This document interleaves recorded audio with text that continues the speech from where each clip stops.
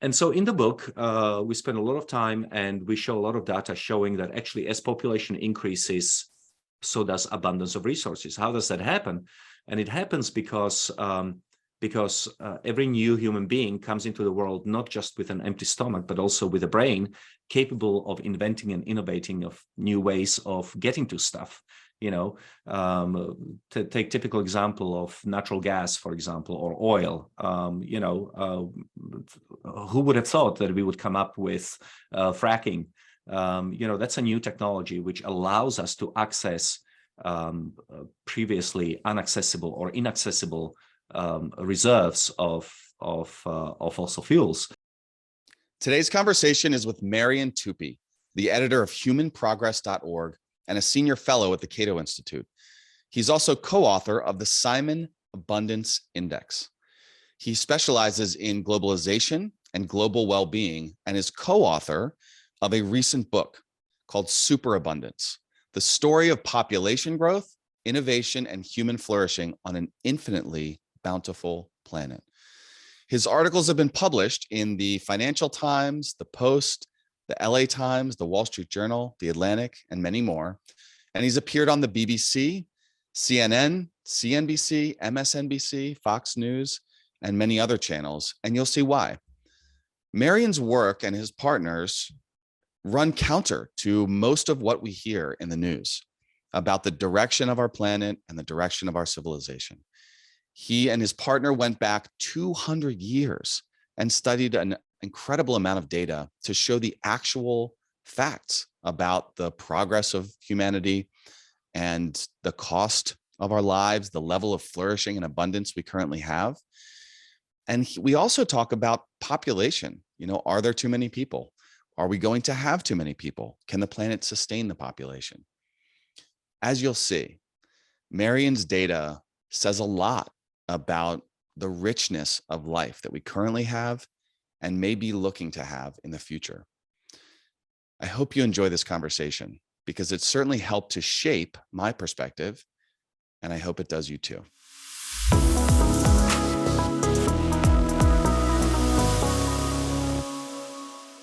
All right, welcome to the podcast. Thank you so much for joining me. Well, thanks for having me. Much appreciated. I thought we could start with, first of all, I'm excited to talk about your work and in particular, your most recent book, Superabundance. And Superabundance, the story of population growth, innovation, and human flourishing on an infinitely bountiful planet. And for anyone watching or listening, I feel like it's really hard to consume information about the world, honestly, without it being overwhelmingly slanted towards the negative, towards the pessimistic. And it seems like certainly when we're talking about anything having to do with the impact of our species on the planet, it's just overwhelmingly negative, or at least that's the way it seems to be. So your book, as I read it, was such a refreshing and almost counterintuitive perspective on all of this. And so I'm excited to dig into this, but I'm so curious. Whenever I come across work that is very different from what most of mainstream is saying, I wonder where this passion or interest came from. So before we dive into the actual thesis and some of the underlying research of your work and of the book, what started you down this path? Well, actually, when I was at university, I devoted most of my time to the study of classics and international relations. About 13 years ago, I started working on human progress. And that happened almost by chance. I read Matt Ridley's book, The Rational Optimist, and the book was just filled with so many anecdotes and so many statistics about how the world is getting better. And I thought to myself, well, I'm being paid essentially as a policy analyst to know these things, but I didn't know half of them. So what are the chances that people who have other things to do with their lives, go, work at a factory or what have you, and have to take care of kids and look over their homework, etc. To what extent, do they know about the real state of the world? In fact, I try to avoid as much as possible talking about myself as an optimist. I think that I'm a I think that I'm a realist. In other words, I look at the world and I see a lot of good things happening.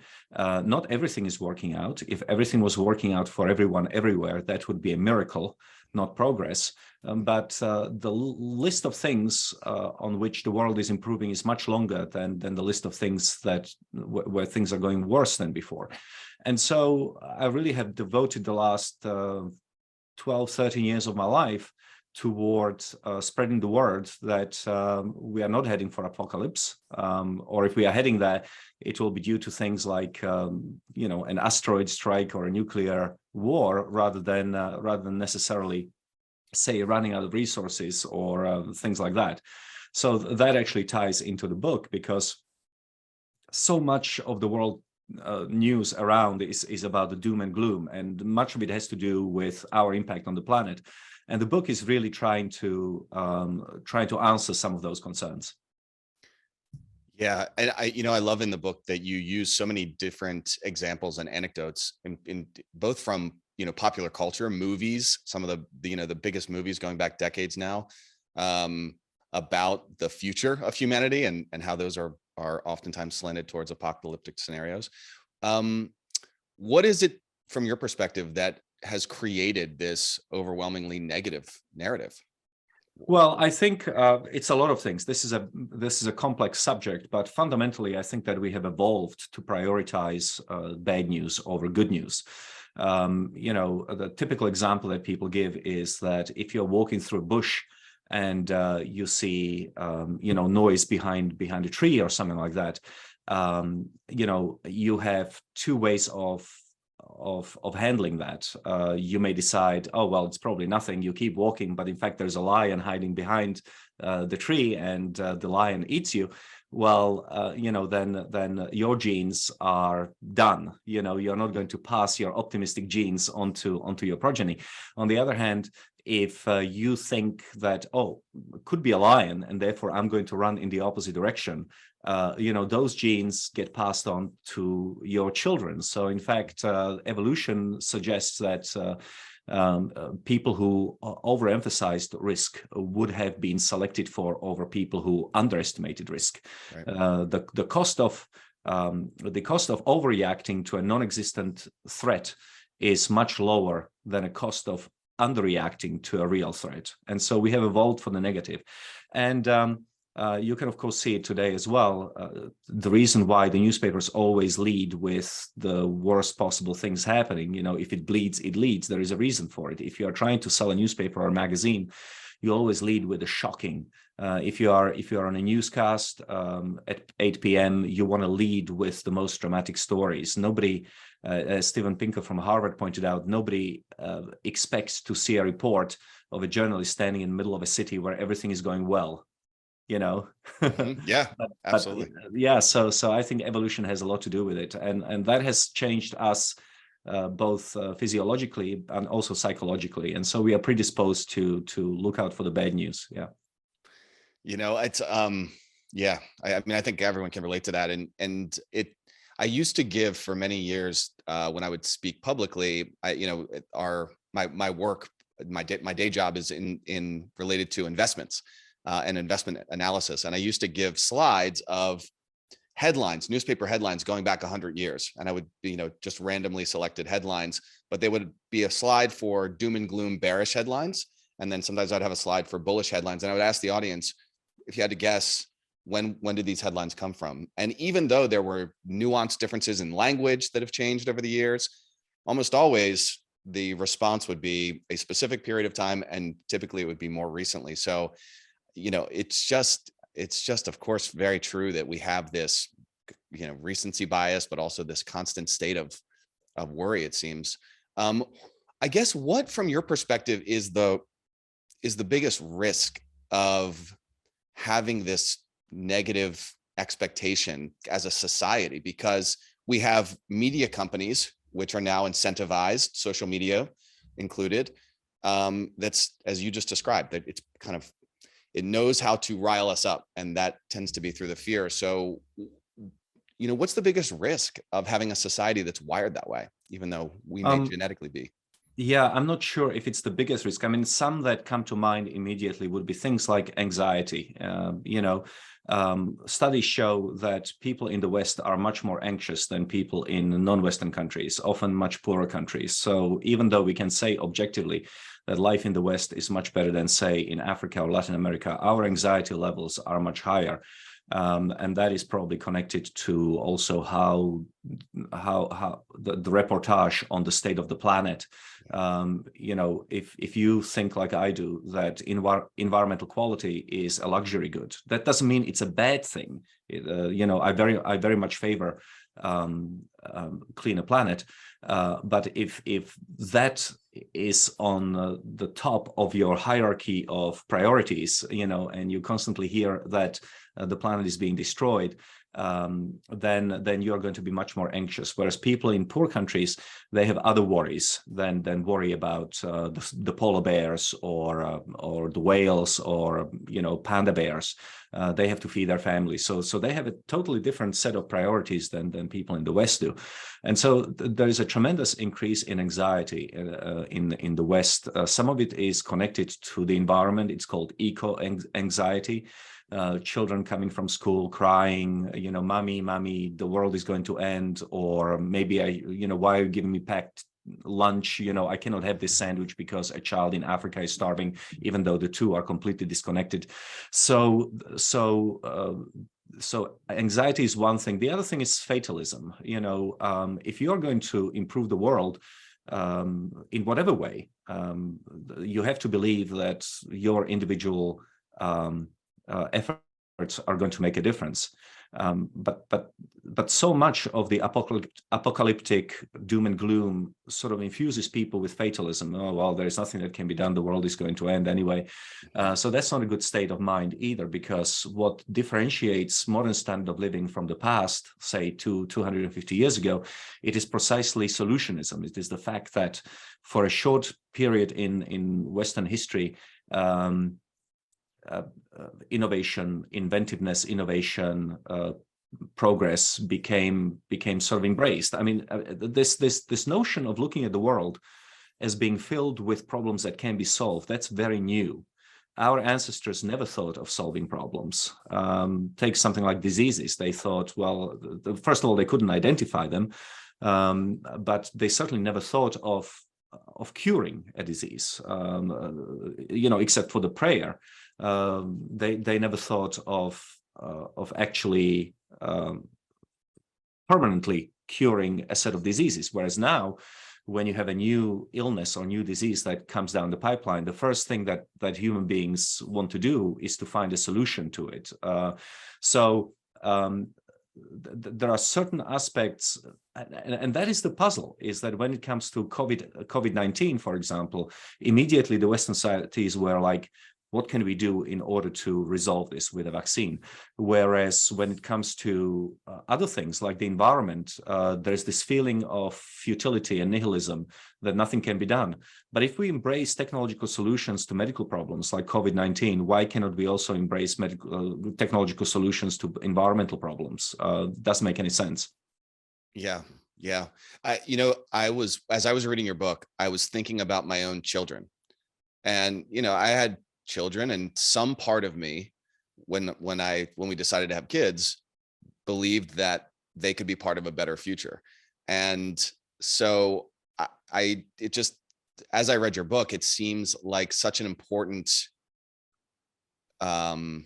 perspective to at least explore if you want to be part of a better future. Let's lay out the case for your book for everyone listening. Could you describe the core thesis of your book? And one specific example, I've heard you describe superabundance as being population times freedom. Maybe start there and elaborate however you see fit. Sure, I'll try. So essentially, people have been debating the relationship between population growth and resources on the planet for a very long time. We have evidence of this debate taking place in ancient Greece and ancient China 2,500 years ago. generally people have been ambivalent about population growth because they believe that, you know, when population grows, it will exhaust resources and then you will have a population collapse. That was called the Malthusian trap, so to speak.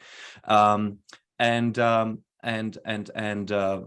since the 1960s, this has been a subject of much debate, because after the Second World War, primarily as a result of tremendous spreading of Western medicine and best practices, population around the world started to explode. So in 1800, you've got 1 billion people in the world. As of 2 months ago, you have 8 billion people in the world. So people just saw this tremendous increase in population and they wondered what was going to happen to resources. So the idea was that, once again, we will run out of resources and therefore the future of humanity was going to be starvation and death, right? Mm-hmm. And so obviously, the famous bet that took place between Paul Ehrlich and Julian Simon takes place in the 1980s. Paul Ehrlich was he's still alive, the biologist from Stanford University, claiming, you know, the end is nigh. And then an economist from Maryland University, Julian Simon, argued, no, actually, if you increase the number of people, resources will become more abundant, which was completely counterintuitive. And so they made this bet. They made this bet on the price of 5 commodities over a 10-year period. And when that period came to an end, Ehrlich had to pay Simon $576 because actually those resources became cheaper. And so that bet ended in 1990. Julian Simon died in 1998. And what we did in this book, we simply took it to the next level. Instead of looking at 5 resources, we looked at 50 resources to start with, and going back all the way to 1850. And what we saw is that every 1% increase in population decreases the time prices. We'll talk about those in a moment. Time prices of resources by about 1%. Time price basically means how long you have to work in order to afford something. And what we found is that compared to 1850, for example, many of these commodities have fallen in price by about 99%. So that means that for the same amount of labor that you could get 1 unit in 1850, now you can get 10 units in or even 100 units in today's time. I mean, a perfect example would be something like rice. The same amount of labor it would have taken you to buy 1 pound of rice in 1850, you will now get 111 pounds of rice. Okay, so that just gives you a sense of how extraordinarily we are prosperous when compared to the past. And part of the reason I think why so many people are in a state of funk in the West today is because they have no idea what life was like until relatively recently. They have a very rosy colored view of the past.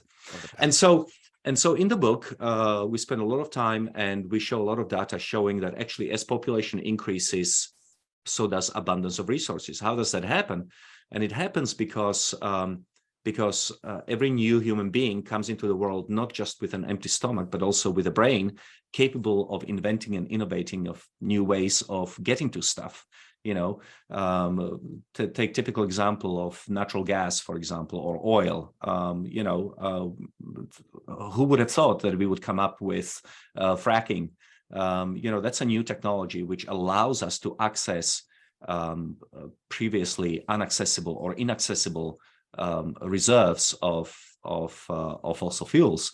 And then, of course, down the road, you may have fusion reactors, which will completely eliminate any kind of need for fossil fuels and will be able to run the world on electricity created by fusion or even fission reactors. So that gives you a sense of that really what separates us from the past, the riches of today from the past, is not the natural resources. We have exactly the same amount of natural resources that people in the Stone Age had. The difference between their standards of living and our standards of living is new knowledge. And that's basically the core of the book.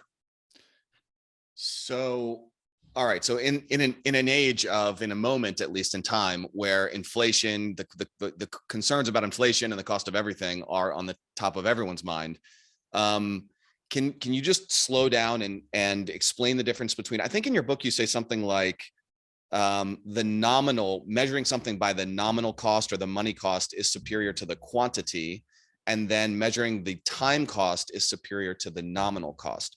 Yeah. So given that the time cost, I mean, that's a fascinating concept. I had never even considered that. Can you just explain the difference between how we tend to measure things? Sure. And then the time cost and why it's so superior? I think you list a few different reasons in the book. Sure. So biologists, accountants, physicists, they go around the world and they're looking for deposits of, let's say, copper. You know, we have a certain amount of known resources of copper or oil or zinc or whatever. And, you know, then we look at consumption and we say, oh my God, in 100 years time or in 10 years time, we are going to run out of something. Okay. But counting quantities of something is the worst possible way of ascertaining whether something is getting cheaper or more expensive, whether we are running out of something or not. You know, it's like going to a store and counting the quantities of bread, you know, how many loaves of bread there are on the shelf. That's irrelevant to you. What you want to know is what is the price of the loaf of bread that you want to buy, right? And quantities of resources are, of course, a concept which is highly subjective to change in prices. So if price of oil goes up, people have an incentive to look for more oil. You know, I had some friends who put a lot of money into oil about 18 months ago, thinking that, you know, the price was just going to go up stratospherically. But what they didn't realize is that, of course, once the price of oil starts going up, people will have an incentive to look for additional deposits of oil, look for alternatives, and so on.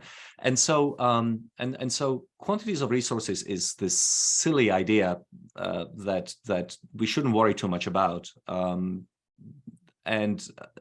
So price is a much better indicator whether something is getting more scarce or more abundant. But there are three different prices. There is the nominal price that you see in the shop on a daily basis. And to get a sense of what's happening to the price and affordability over a long period of time, you have to adjust for inflation. That's when you get the real price or inflation adjusted price. Mm-hmm. And that's what most people use when they are trying to estimate the abundance of resources. But there is a fundamental problem with real price, and that is that it does not account to what is happening in your wallet. So if the real price of something increases by 100%, but the amount of money in your wallet over the same period of time has increased by 200%, inflation adjusted, then you're still getting ahead. Right. Time price is this innovation which allows you to take into account both the price of the commodity or a good or a service that you're buying and the amount of money in your wallet. And typically what happens over long stretches of time is that human beings is that incomes tend to grow at a faster pace than inflation or prices, right? Because we become more and more productive. The reason why GDP per capita in the United States today is $70,000, or maybe it's per household, whereas it was maybe, it was much less in the past, is because we are much more productive. We have all these wonderful gizmos and more knowledge. So we are more productive species. And so the time price basically asks you, what is the nominal price of a loaf of bread? Let's say $2. What is your hourly income? So let's say it's, I don't know, $10. And that will give you the time price of a loaf of bread, which is 10 divided by 2. Okay, you can get 5 loaves of bread for an hour of work. Right. If in 100 years' time, a loaf of bread suddenly costs $10, but you are making $100 an hour, then you can get 10 loaves of bread for an hour of work. And the beauty of time price is that it allows you to put both the nominal price of a good, but also your wages into one price, and it's called time price. How many minutes or hours of work does it take you to buy something? There are other advantages to time prices. One is that you can do international comparison very easily. You don't have to translate into rupees or worry about purchasing power parity. An hour of work is the same in China as it is in the United States. If a Chinese person has to work 2 hours for something that an American can get in 1 hour, we can say that an American is twice as well off as a Chinese. Right. And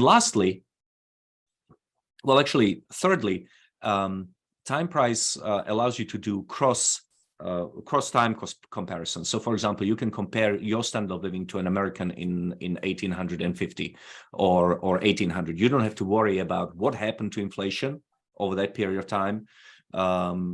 You just ask a worker, my ancestor in 1850 had to work 2 hours for something. Now I can do it in half an hour. Therefore, I'm 4 times as well off. And finally, time is non-inflatable. It is a constant for general purposes. And so everybody has equal amount of time, 24 hours in a day.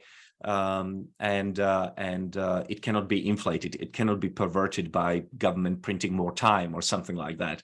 And so in many ways, time prices are a better way of looking at standard of living and estimating what's going up and what's going down. There is one big negative to time price, but it's the same drawback as every other price has, which is that we cannot account for changes in quality. Meaning that you cannot really compare an iPhone from 10 years ago with an iPhone today. But what we can do is comparing like with like. A pound of rice is the same today as it was in 1850. A 5-kilo bag of potatoes is the same as it was back then. So for these basic things, we can get a very good sense of what has gotten cheaper and what has gotten more expensive. And reality is that for most people, especially the people at the very, very bottom of the income ladder, people who worry much more about a gallon of milk or a gallon of gas rather than a Lamborghini or an iPhone, that it's actually a very good way of estimating what is happening at the very, very bottom of the income ladder. So this is we hear all the time about minimum wage and about the stagnating middle class and all of these sorts of things. In your research, what specifically did you find? In fact, I remember you have some really wonderful data laid out and graphs in the book, but what did you find about time prices for the lower and middle class? We can start by doing a bit of if you will, sort of a mental exercise here and ask ourselves, okay, in the Middle Ages, 80% of people's disposable income was spent on food, 40% of that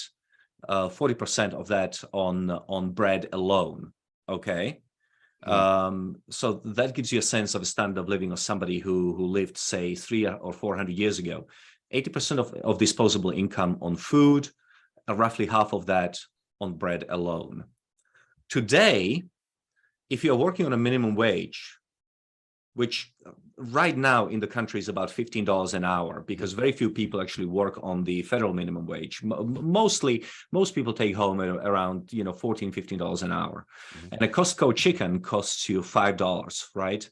So for an hour of labor on a minimum wage, you can get 3 Costco chickens, roughly 3,500 calories. Which just gives you a sense of how much better off we are in terms of how our ancestors were living. But a more typical example that I could give you, let's just take the least fortunate people in our society. These would be least fortunate working people in our society. I'm talking about unskilled workers. Let's say somebody like a janitor.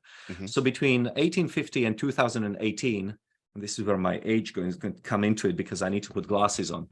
But between 1850 and 2018, the average time price of food fell by 96%. As you know, if something goes up in price by 100%, you get only half as much. But if something goes down by 100%, it becomes free. So a 96% reduction in time price of these commodities that we looked at means that for the same amount of work that he would get 1 unit, now this worker gets 28 units. Okay. That's incredible. Sugar, 99% decline, which means that for the same amount of work that would get him 1 pound of sugar in 1850, now he gets 110 pounds of sugar. Rice, 56 pounds of sugar instead of 1. Tea, 51 pounds of tea instead of 1. Pork, 36 pounds of pork instead of 1 for the same amount of labor. Wheat, 31 pounds of wheat for the price of 1. Corn, 26 pounds of corn instead of one. So, and this is from a perspective of somebody who is making very, very little money, the unskilled labor, the janitor of our times. Mm-hmm. So why? I mean, the statistics are amazing, and especially when you, I invite anyone who who's listening to this to look through the book, because there's no shortage of extensive data that's really compelling. What makes the lived experience of most people different from that?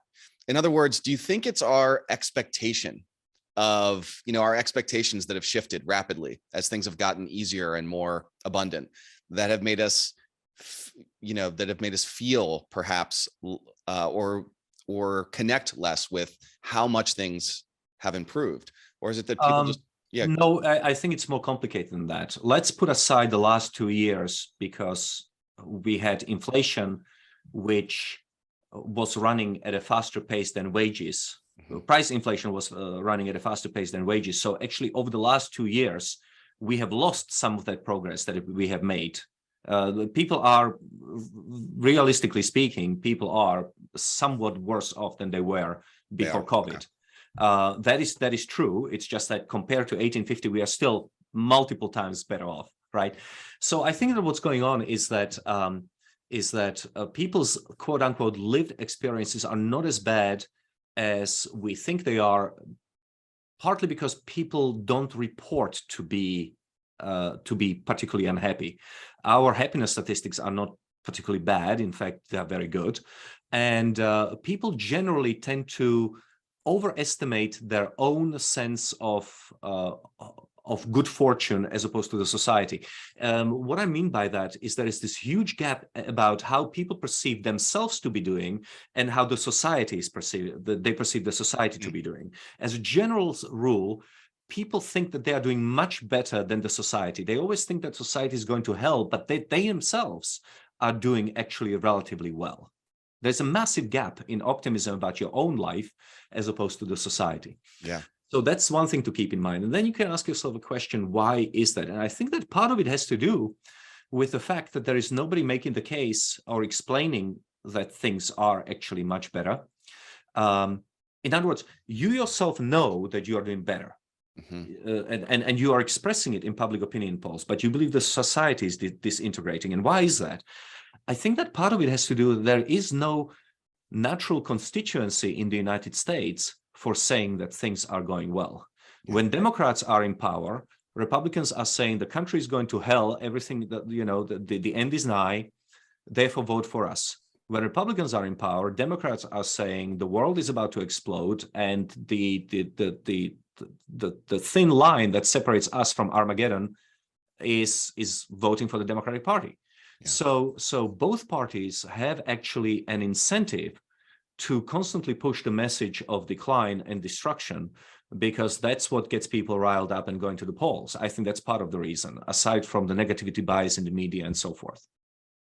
I'm so glad you say that. And it's, I mean, the simple truth is that most people, most of the time, are sitting, if they pull out their phone and they read through the news, or if they watch the local news that evening, they are looking at some horrible headline about some horrible thing that's happening to someone other than them sitting on their couch watching or reading the headline, right? So that sort of natural comparison would lead one to be inclined that they're doing well off compared to everyone else. And I'm not entirely convinced by the arguments made about the social comparison literature. The social comparison literature, I don't know where I stand on it. I'm open-minded, but I don't know to what extent it's that important, because people, of course, have different desires and different things at the top of their pyramid of values. So people say, well, because Jim has a yacht and I don't, therefore I should feel badly about it. That is generally recognized as, that is generally the portrayal of the real world. But maybe some people don't care about yachts, and they don't care about skiing holiday in Colorado. Maybe their idea of a good time is to read a book, or go and visit with friends, or get drunk in a pub. The point is that the theory of social comparison assumes that everybody has the same the same goals. So if somebody is richer, you must feel bad because you are not as rich, and so forth. And I don't know to what extent that's true because, yeah, as I said, we have different goals in life. Yeah, I think that's a very fair point. I'm living in Baltimore, Maryland right now, and Baltimore City has all sorts of problems. So if I turn on the evening news, it's fire, murder, crime, one after the other. And so in situations like that, it's easy to feel, wow, that's very different from my lived experience, and I would expect. But you're right, everyone's preferences are different, and generally speaking, our way of life is so much better than it ever was. Our level of comfort on a day-to-day basis is so much better that you would think those things have changed a lot. You describe in the book the overflow and abundance of resources in two different categories. One is at a global or population level, and one is at the level of the individual. Can you describe the difference between these two, each of them separately?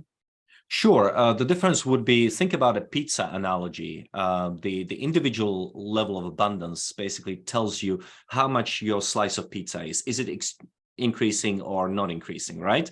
And what we are claiming and showing actually with numbers is that your individual slice of pizza has increased tremendously over the last, 150 years. The population level abundance measurement has to do with the overall pizza pie, the global resource abundance. And the way you get there, you basically take your personal abundance, the individual abundance that we have and has been increasing in resources, food, fuel, minerals, metals, whatever, services, even goods. And then you multiply it by the additional number of people who have been born in the world. So population level abundance is just personal abundance times population. And why is that important? That's important because the expectation on the part of the doomsters was that as the numbers of people grow, resources should become more expensive and they should become less abundant. We find the exact opposite. We find that for every 1% increase in population, there is about 5% increase in personal abundance. And that happens because we are not just consumers, we are also producers. We create more stuff all the time, often with the same resources. So, let's take sand, something as simple as sand. We melted sand down to make first glass beads and then jars about 4,500 years ago. But now we are using glass in order to power microchips in these computers over which we talk. So you can see how much more value, both in terms of monetary value, but also in terms of productivity, we have created by just thinking and creating new knowledge about the usage that we can put sand to. And God only knows what it will be using sand in 200 or 2,000 years' time. Yeah, this is one of the most counterintuitive elements of the book for me, was that you're arguing that the greater the population becomes, the more abundance we will ultimately create. From your perspective, is there a limitation? Is there an upper limit to that? Like if we end up with, even though I know that this is not what is suggested to happen, if we ended up with 25 billion people, do you foresee that would continue on and on as we would continue to become more abundant? That's a very good question. I've seen some people attempt to show that world would be able to be a home in comfort to about 100 billion people. But it's a moot point because, of course, the global population is going to start declining after 2060 or 2080. And at the end of this century, there will be fewer people in the world than there are today. And so that's not really an option. But what's the latest research on that? Do you have a good source that people could reference? Oh, sure. 2 years ago, Lancet, probably the most authoritative medical journal in the world, predicted the global population peaking at around 9.75 billion around 2080, and then start declining. And by 2100, there may be 1 billion people fewer than today, or maybe same as today. But why is that? Because as populations become more affluent, they tend to have fewer children. Do you know what the main causes are? That's correct. Yes. Although whether you have fewer children or not, I would say that there are different there are good and bad reasons for it. The good reasons are when a woman and her husband decide to have fewer children because they want to do other things. But the bad reason for having fewer children is things like worrying that the oceans are going to boil, and the world is going to come to an end in 8 years, as AOC said a few years ago. So that, the population growth certainly can be impacted by the zeitgeist, by the general sense of where the world is heading. And what we show in the book is there are huge shares of the global population, very many people, who don't want to have children because they worry that the world is going to come to an end. They don't want to bring children into a burning world and things like that. And that, in my view, is an insane assertion. But yes, so back to your point, we can certainly feed and clothe and provide very good standard of living for the people that we have, and probably billions more. But you also must understand that that population growth would have dynamic consequences for the economy and for the generation of human knowledge. So by the time that you would get to a 100 billion people population of the Earth, that would take so much time, and that would bring into the world so many more new ideas that we would have colonized the solar system by then. And we wouldn't have to be worried about the resources that we have on Earth, because we'd be able to pull asteroids filled with iron or water from space and things like that. So hypothetically, could the world cope with many more billions of people? Yes, it could. Partly because, again, you mustn't think about the current level of knowledge as being static. It would lead to massive expansion of human knowledge, and therefore our ability to cope in a world with that many more people. Okay, so this relates to one other argument I've heard you make, which is basically what I'm hearing is that the larger the population becomes, the larger the quantity of ideas and ingenuity become. But also, I've heard you comment on, or at least I believe say, but correct me if I'm wrong, that things like we'll never run out of oil, and or at least, I think I've heard you made an argument in that case. So part of this, I believe, is related to what happens when, as you described briefly earlier, what happens when prices start to rise, or the resource becomes scarce. Can you talk a bit about that? Sure. I mean, what's the future for oil? Well, first thing to remember is that we have more known reserves of oil than we did 100 years ago. So after 100 years of using oil, we now have more of it than we had before. More untapped, more known resource, more known reserves of oil. Today that we know exist. And of course, we were only able to scout a tiny fraction of the world. We have no idea where else there is oil. We haven't explored the bottoms of the oceans. We haven't got to certain parts of the world which are difficult to get to, or maybe they're politically unstable and that sort of thing. Which is also part of the reason why measuring by quantity is a problem, because we don't actually know. There's no way we could know right now exactly how much oil there is. Yeah, that's part of it. That's part of it. And of course, now let's assume that technology is frozen in time and that we cannot get to more oil. Well, then we use 100-year-old technology to convert coal into oil. The Nazi Germany during the Second World War was converting much of their coal into oil. It's a very easy chemical process. South Africa under apartheid was producing most of its gas for cars from coal. Because there was an oil embargo on the country, but country is blessed with a lot of coal, so you just convert coal into oil. So we've known how to do that. So let's say that we now start using coal, of which we have a lot to last tens of thousands of years to turn into oil. Now let's assume that tens of thousands of years in the future, we have run out of both oil and coal. Well, is it likely that we will still be using dead dinosaurs or dead trees from millions of years ago to still power our civilization. I think it's very unlikely. So you will never run out of it, because by the time it becomes too expensive to get to, because it's either too deep or too dispersed, you're going to have probably altogether different new source of energy that you're going to be using. Okay. So the more difficult it becomes at a certain point, the pressure for different solutions becomes so great that that's part of the reason why we just would not continue. That's part of the reason. That's right.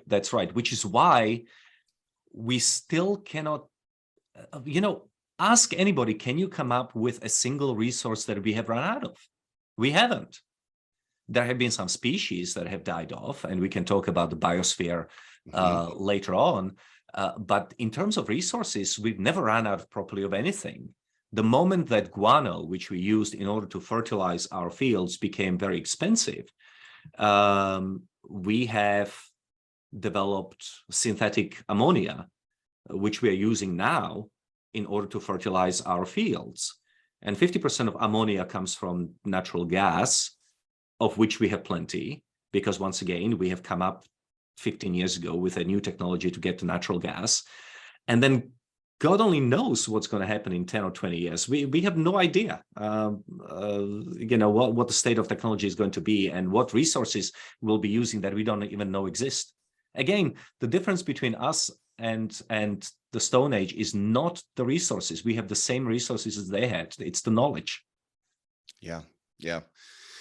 And that's certainly, I think everyone, even though I do think, and this, I want to sort of challenge you with some of the main concerns that I think people do have. Sure.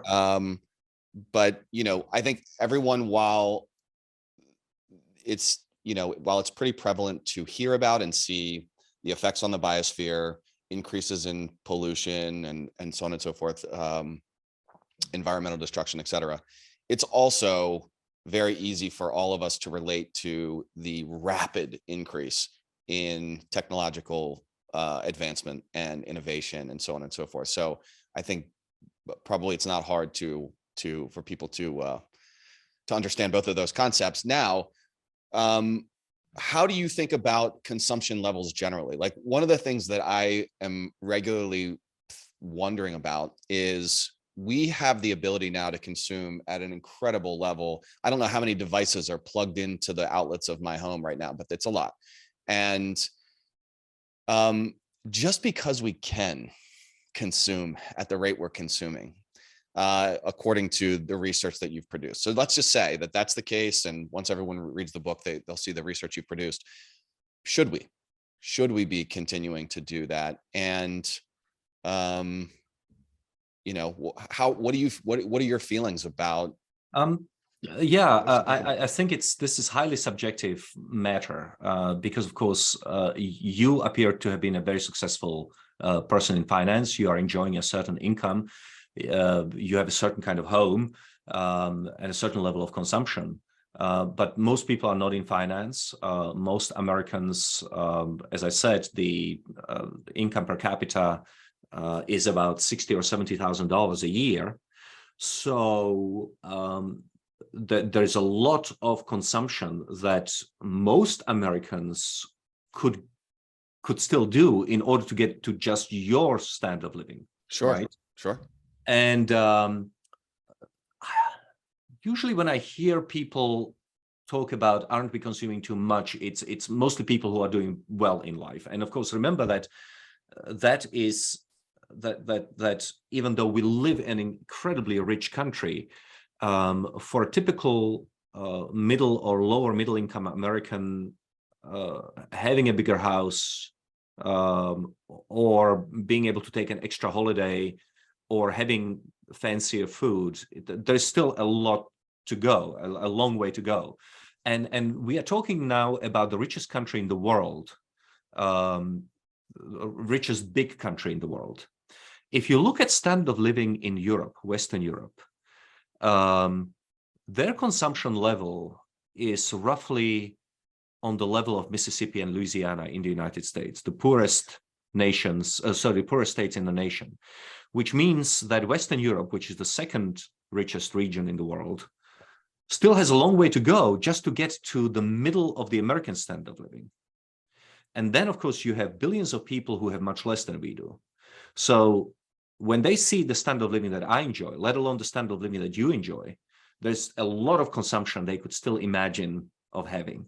And then I assume that once we get to that level, there will be other things that will start appearing as a desirable type of consumption.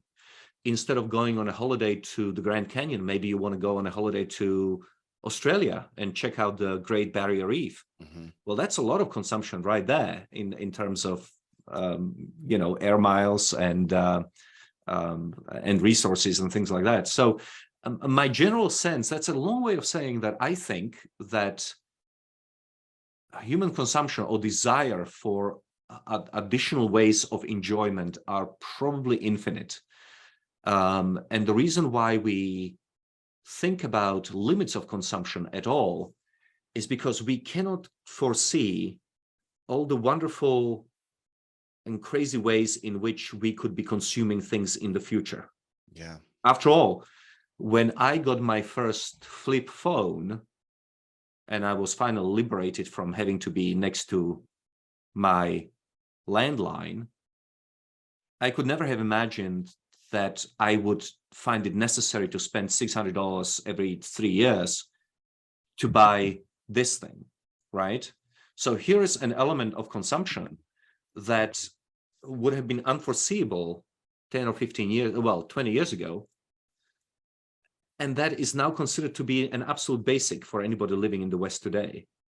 So who knows what it is going to be, what the equivalent of an iPhone is going to be in 20 years' time. Maybe it will be a trip to the moon. Yeah, I think maybe the big disconnect, or at least part of the big disconnect, it seems like, as we've talked, there's twofold. Number one, we have a very big misconception, or rose-colored glasses, about how great things used to be. Much better than we think that they were much better than they were. But also it's hard for us to project forward what innovation and technological change is going to bring. But for me, I live within 15 miles of a landfill, and I live close to Washington D.C., and the Beltway around D.C. is terrible all the time, just completely packed with cars. Or you think about things like the Amazon effect, where just boxes upon boxes upon boxes for everyone that's ordering all these different products and services. And but I suppose at the same time, you reflect back on, all of the things that I do digitally now that used to require printing out of paper and exchange of paper documents. So many things are. Well, sure, yeah. So there is, we produce a lot of rubbish, but we also have dematerialized a lot of stuff. We are also saving a lot of materials which are not going to end up in a landfill. This thing here is a rotary phone or a landline. It's a radio. It's a map. It's a notepad. It's a TV in many different ways. It's a camera, of course. Very few people actually buy a specific camera. And it has all sorts of other gizmos that, it's an alarm clock. Mm-hmm. In fact, it's a clock. Right. I don't have a watch. And that means that whilst we are still producing a lot of rubbish, we are also dematerializing our civilization. And we are saving a lot from producing a lot of rubbish by going this way. That has a direct impact on resources. For example, 10 years ago, when you walked into a hotel room, every hotel room would have this ugly blue cable filled with copper that would come out of the wall and plug into your computer. Those have disappeared now. Why? Because we have Wi-Fi. And it's just a perfect example of dematerialization, but also of just going beyond atoms. You are no longer using physical atoms in order to drive the internet signal from the wall to your computer. You are just now using the air. So now imagine if you could multiply this by millions of billions of times. Imagine if so many of the daily activities that we have were transferred from atoms to bits, then you can dematerialize a lot of things, right?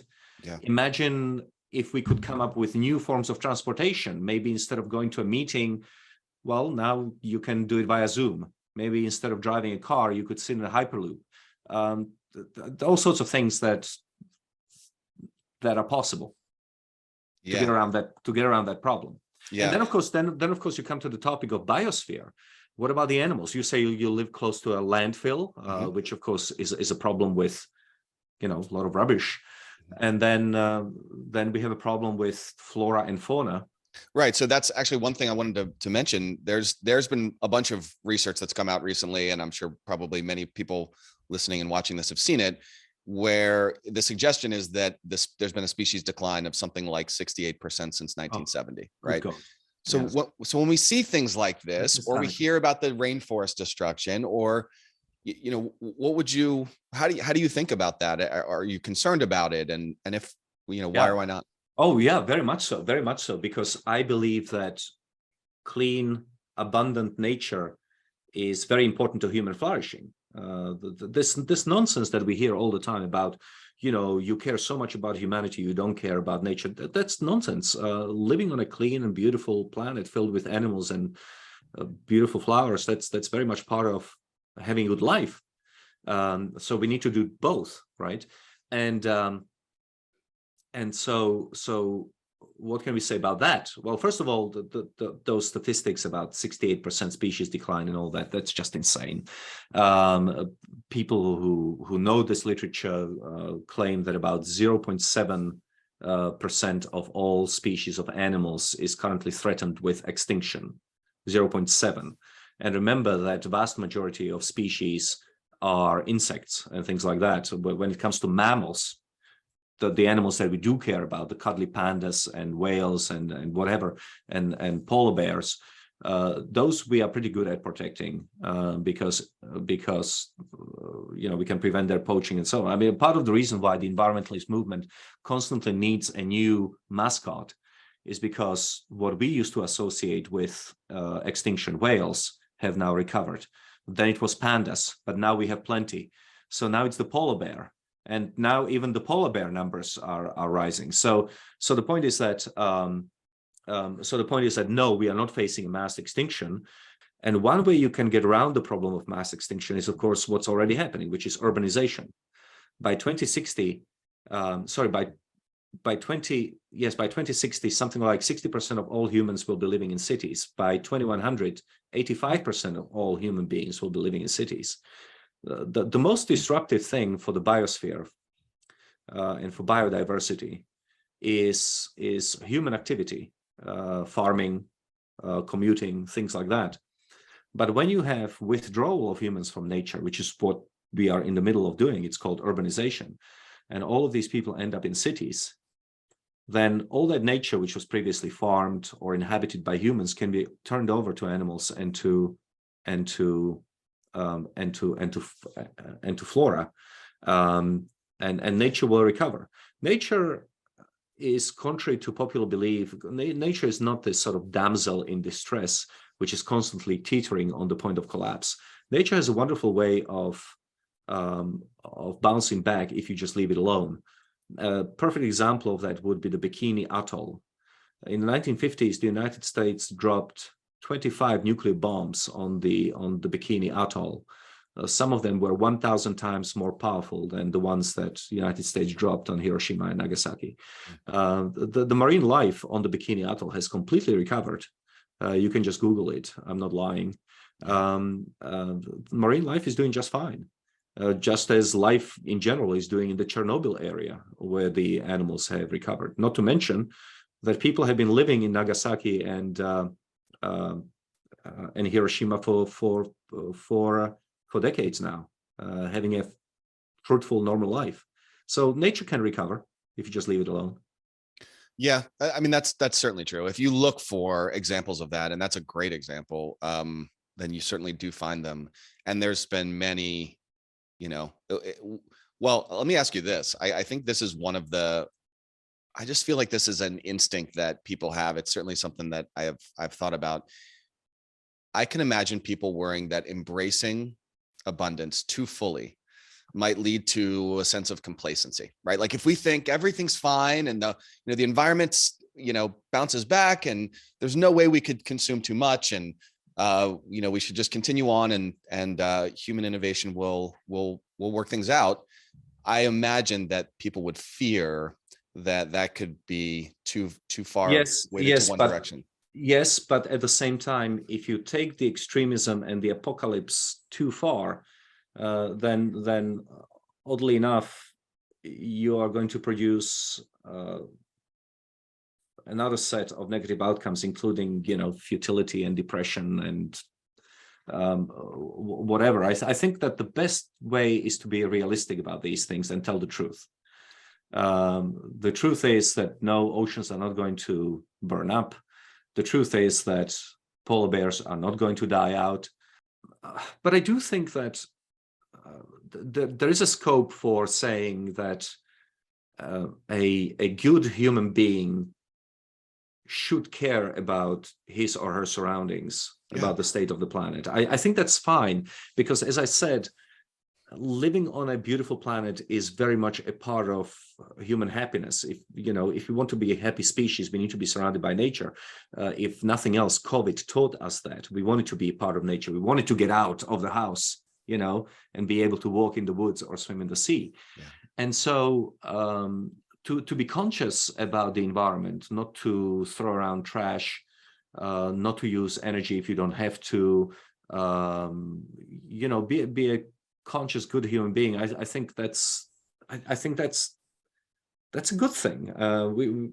Teaching about these things is important, but what I object to is not so much being environmentally conscious, because I think of myself as being environmentally conscious. What I do care about, and what does annoy me, is when human beings are painted as a cancer on the planet. Mm-hmm. Because that only looks at the negative aspects of human life rather than also the many positive aspects of human life. Yeah. Yeah.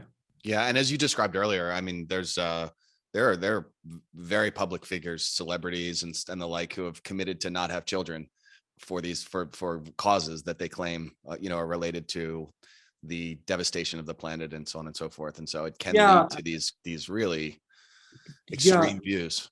That's right. And I think that if you want to take things to its logical conclusion, of course, is that it's not just that people are having fewer children, but I mean, there is a massive push out there in the media. They are legitimizing points of view which are saying that all humans are a problem, that the world would be much better without any humans on it. And my point to that would be, to the extent that the world matters, it only matters because we are on it. Animals don't care about the world. They care about eating, not being eaten, and occasionally having sex with another animal in order to produce an offspring. But they don't take in the beauty of the world. They don't care to the extent, like we do. And so if the world matters, it only matters because we are there to perceive it with our senses. And therefore this sort of anti-human, anti-natalist, humans are a cancer on the planet point of view is completely alien to me, and I think it's very destructive. Well, it's also devastating to human flourishing and our experience of, the whole title of this podcast is A Rich Life Lab, and I think it's really very hard to appreciate and have a fulfilling life if you have a perspective like that, or if we share that perspective so widely. I do have one sort of practical question, which is, we have closets full of clothes, and we have, gadgets galore and bigger houses, and, generally speaking, not everyone, but we have more stuff than we have ever had. And, one of the reasons that this whole concept of rich life became very resonant with me is because early in my career, I talked to thousands and thousands of investors, and they all were pursuing what they believed to be a path to a greater level of fulfillment. And a lot of it had to do with material wealth. And, of course, for many who have pursued that path, they realize eventually that there's not a direct connection between that and fulfillment. So how do you think about this whole notion of, I mean, a lot of the abundance, the material resource abundance we have, doesn't necessarily translate into happiness or fulfillment. And should we be thinking more about what is it that's actually going to create human flourishing, happiness, fulfillment? Well, I mean, the funny thing is that actually the argument that money does not lead to happiness and satisfaction, that does not seem to be true. In other words, recent psychological studies which were trying to revisit the famous papers of, I think it was Easterlin from the 1970s. Easterlin was the one, I think that was his name, who found that at some level of income, sort of happiness and life satisfaction just plateaued. Yeah, like 75,000 or something like that. Yeah, something like that. And actually the recent studies suggest that happiness and life satisfaction continues to increase with income. So that particular story doesn't seem to be true. But of course, I see money not as an end in itself. I see money as an avenue or as a means of doing the things that give you pleasure and that give you meaning in life and that give you happiness to you and your family. So if you think about an Indian laborer in 1960, not Indiana laborer, Indian laborer in 1960, or a Chinese laborer in 1960, they would have to work 8 hours a day in order to buy one meal for them and their family, right? That's all they worked for. Today, they can get the same amount of food for an hour of work. So they're saving 7 hours of labor to do something else with it. Yeah. Maybe they can buy textbooks for their children, which will give them happiness and will improve the life chances of their children. Maybe they can buy a motorcycle. So instead of walking, their wife having to walk, the wife, sorry, that would sound very sexist, but let's assume that in these traditional societies, women do a lot of the housework, like cooking. So instead of having to carry the water on her head or on her back for long distances, maybe she can sit in a car or on a motorbike to fetch the water or the food and things like that. So that increases her standard of living, but also her happiness and her ability to do other things with her life. The point is that you now have more time to either earn more money to buy other things that make you happy, or you can have more time to do things that make you happy outright, such as not working so much because you're wealthy enough, or maybe going on a trip or go and walk in the mountains. I think that money, to me, certainly is just a way of increasing my choices so that I can do more things that please me and that give me satisfaction, rather than, as I said, working in the fields for 8 hours a day in order to buy one meal. Yeah, I completely agree. It should be a means to something else. But you see, the thing is that capitalism, free markets, superabundance, they're very important, and they are imbued with a certain kind of morality and a certain kind of meaning, which is that in a capitalist society, free market society, you can only become extremely wealthy by supplying your fellow men and women with something that they need. You are doing them a service, providing them with something, goods or services. And that's one kind of morality. It's a very important moral component of capitalism, but it's not. But that's not what.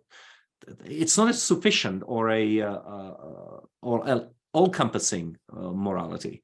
There are other things that go on in life where you have to get your moral impulses from other sources. Maybe it will be philosophy, maybe it will be a religion, maybe it will be just a good wife or a husband. So capitalism, I don't think, has ever pretended that it has an answer to everything. It just provides us with the means to do with our time whatever we please. What we do with that time is still up to us. And sometimes we make right choices, sometimes we make bad choices. Yeah, I do. I really do agree with you that that's from my perspective, that's what material abundance, financial wealth is most useful for, is freedom. Freedom to experience life more fully and do the things that you would prefer to be doing. I do think that there are limitations when we have drawers full of things that we never look at, and storage closets, storage facilities all around the country full of stuff that we don't even know what to do with. Having said that, the case you're making is much more expansive, and when you look across the global scale, material wealth has. But what's keeping people who have so much stuff from giving it away, for example? Nothing really. I mean, there are plenty of people. There are plenty of people who declutter their lives every 5 That's true. Yeah, that's. So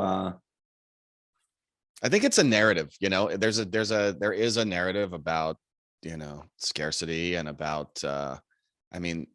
There's no question that the image that is portrayed in popular culture in the United States has a lot to do with, success being having lots, bigger and more resources, at least in some people's eyes. I mean, in the old days, let's say 20 or 30 years ago, it was common for people to take all of their old clothes and send them to Africa, to, secondhand clothing. Mm-hmm. But as we found in our book, that's no longer happening. People in Africa are now so prosperous, relatively speaking, of course, that they no longer partake in secondhand clothing. They want fashionable clothes too, So there you go, consumption.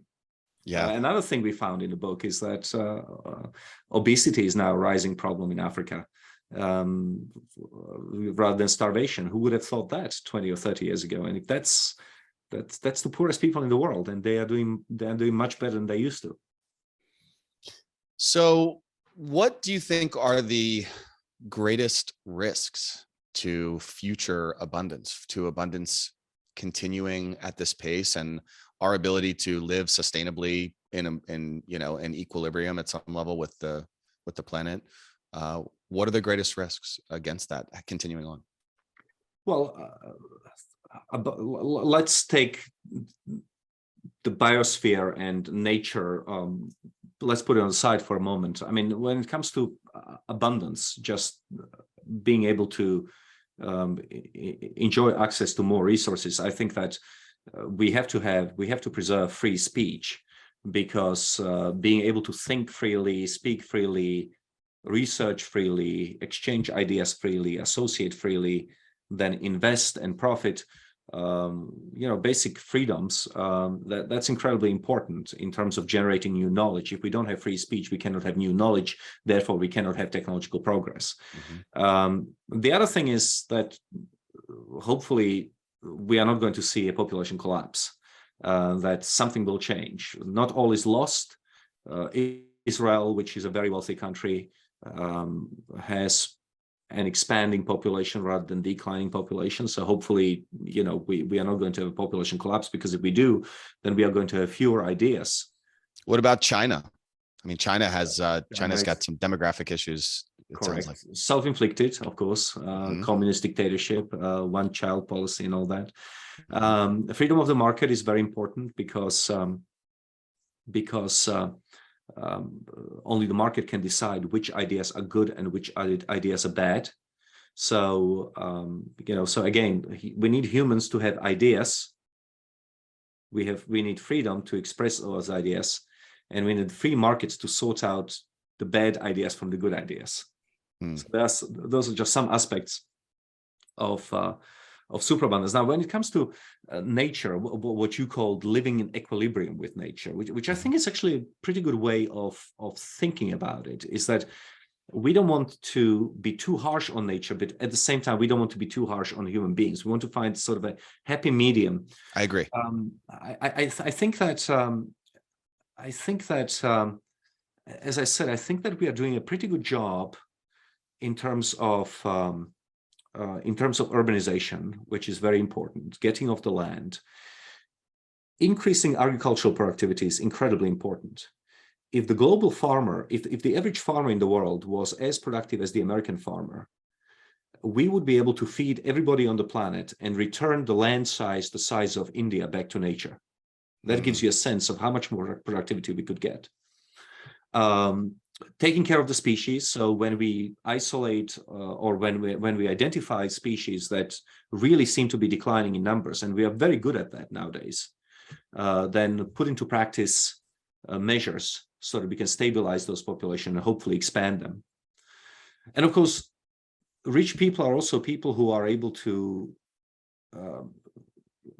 and also we live in a world which has a record number of nature reserves and land and ocean areas protected from human exploration and exploitation.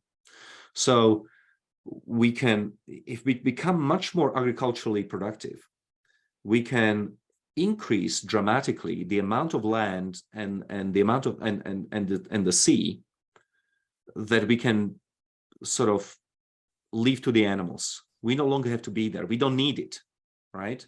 We don't need the fish if we can grow fish on fish farms, right? So that's one way of getting around that's one way of achieving that equilibrium. Yeah, I mean, food is obviously a huge part of this. You know, a lot of the rainforest, you know, that you hear about at least has to do with farming. Yes, but again, let's keep things in perspective. It is true that we have a problem with rainforest deforestation in Latin America, especially Brazil and the Amazon, but forests are growing in other parts of the world. Europe and North America have added 35% of new forests in the last 20 to 25 years. That's remarkable. We have more forests now in some parts of the world than we had even prior to the Industrial Revolution. So we are doing a very good job in terms of protecting the environment, expanding the amount of land that is protected. Well, I think that, you know, I mean, it seems like most things, it's not either of the extremes. There is a very important and realistic, real middle ground, and you've laid out a very extensive argument for that in this book, which is really a breath of fresh air, honestly. How do you think about, maybe we can kind of wind things down with this. How do you think about, you know, we started with what brought you to this work initially. What are you hoping people take from the book and from the work that you've recently put out? That we are creators as well as consumers, that we are not just a plague upon the planet, the cancer upon the planet, as the anti-humanists and anti-natalists are talking about, but that we are also a source of beauty, a source of new knowledge, a source of solutions. What I'm selling is not optimism, blind optimism. What I'm selling is solutionism. We've been able to solve extraordinary things over the last 200 years. We were able to extinguish entire diseases like smallpox. We're on the verge of eradicating polio. We were able to find a vaccine for COVID in 1 year. It has its problems, but you know, it was an extraordinary effort. So the point is that we can solve problems as they arise, and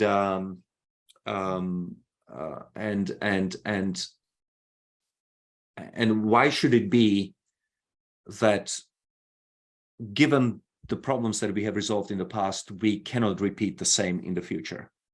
There are reasons for rational optimism because we are problem solvers, and we are pretty good at that. And so I think that in the future we should be able to do the same. I think that's the point. Human beings are problem solvers, and whatever is coming down the pipeline, it's better to have more people thinking about it, exchanging ideas to tackle those problems in the future. Yeah. Do you think, one kind of final question, do you think that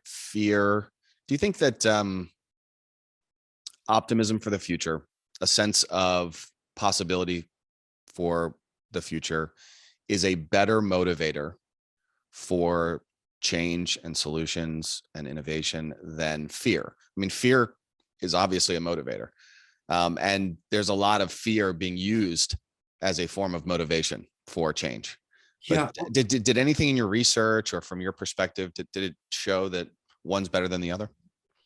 I haven't come across that. So this is a perfect opportunity for me to say, I don't know, because I haven't had that opportunity in our podcast yet. But there are certainly plenty of people who seem to be naturally optimistic, who come up with solutions to problems. I mean, just look at somebody like Elon Musk. He just seems to be bubbling with optimism and ideas. But I do not know what is a better driver of progress, whether it is fear of the future or optimism. If somebody knows the answer, knows of the relevant studies, please send it my way. Yeah. Well, I mean, if you take it in a smaller example, I would say that many businesses are created because there's an optimism for a better solution. There's many smaller examples that seem to be almost certainly true in this case. And, for anyone listening, certainly for me in my own life, I have always found that it's far easier to build and create momentum based on success and belief for a better tomorrow than it is for, fear of anything really. So it's been such a pleasure, Marion. Where can people find out more about you and your work?